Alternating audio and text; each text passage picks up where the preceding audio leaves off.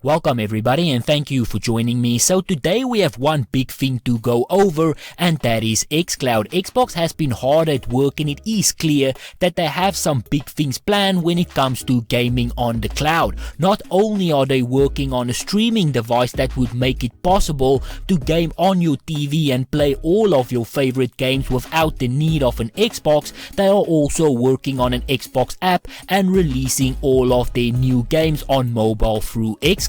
It is very clear that cloud gaming is a big focus point for Microsoft and will play a massive role in how they approach gaming in the future. But to get back on track, a few weeks ago I mentioned that Xbox was busy moving cloud gaming from the Xbox One S servers over to the Xbox Series X servers. Now up until this point, if you wanted to use Xcloud on your phone or your tablet, it was only accessed through the Xbox One S servers. Now Microsoft originally moved everything over to the Xbox One S servers because it was capable of a higher resolution, but with the Xbox Series X, not only do you get 4K, but you also get 120 frames and also much faster loading times, and we are talking about game loading times that is capable of a few seconds compared to a few minutes in some cases. Now IGN reports without any official notice, Microsoft appeared to be rolling out Xbox Series X server blades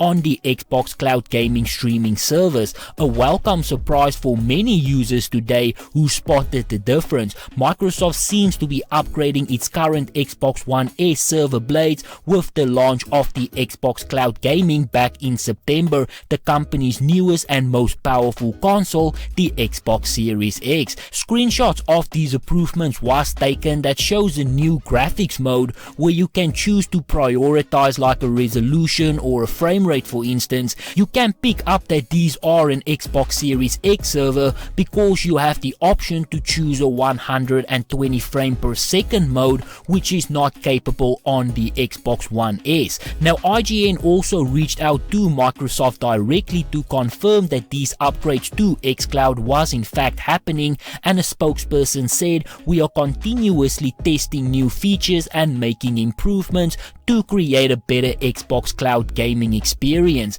We'll have more to share soon about the upgrades we are making to our Microsoft data centers." Now these upgrades to cloud gaming was also picked up by Tom Warren from The Verge, who tweeted, "It looks like Xcloud just got the Xbox Series X hardware upgrade for certain games. Yakuza, Rainbow Six Siege and others are showing 120 frames or GFX option and are loading faster." He then goes on to say in his article over on The Verge, "I also observed that Dirt 5 loaded up very quickly and didn't have much lag during a race. Forza Horizon 4 on the other hand doesn't seem to be running on the upgraded Xcloud hardware just yet.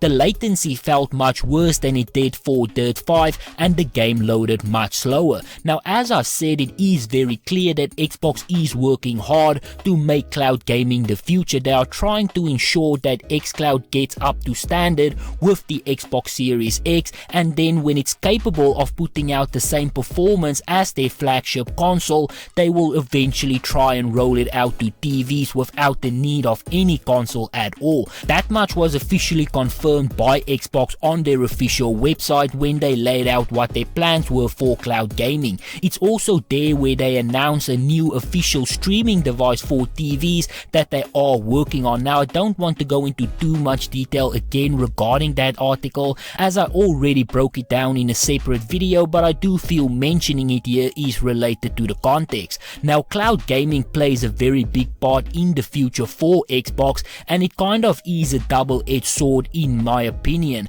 There are many advantages here, the first being the fact that we will soon be able to play games without having to download it. Instant access to any game we want, playable immediately. That is what they are trying to do with Game Pass, a true streaming Netflix-like service. Secondly, by bringing it directly to the TV, again I highly recommend that you go and read the cloud gaming plan Xbox laid out in their official website. Links will be down in the description, or you can just watch the video that I did. I will try and link that as well. But as I've said, bringing it directly to TV means that you don't have to spend $500 this on a console anymore. Now the downside to that is obviously that you will probably need a much more expensive TV in the future, and the biggest one for me personally is the death of consoles. We are already seeing the death of physical video games. I don't remember the last time I bought a physical disc. Honestly, I don't really miss it that much, but I do know that some people still prefer the old method, and I feel that same way about consoles. There is nothing that excites me more than a console launch. Now Phil Spencer did insist that with the rise of cloud gaming it would not mean the death of consoles, but if you take the fact that they do not make any money on console sales into consideration, I'm sure you could understand my skepticism. But in the end, we're gonna have to wait and see how everything plays out. For now, this is where I'm going to end it. So if you enjoyed this video, be sure to hit that like button. If you would like to see more videos like this, please consider subscribing, and as always, please remember to stay safe, wash your hands, don't touch your face, and I hope to see you again soon.